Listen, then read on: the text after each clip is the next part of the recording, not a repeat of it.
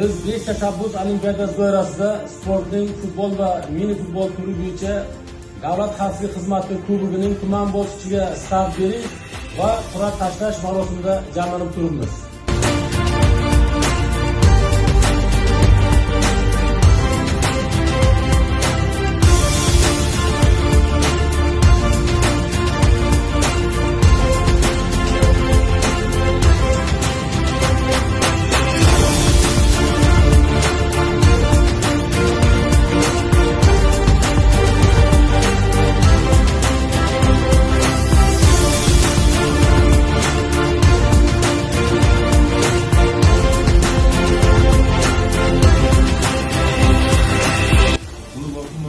Hizmetimiz loyihalarida tengdoshlari, oila a'zolari, ota-onalari, mahallalarimiz bo'lib qarab turibdi.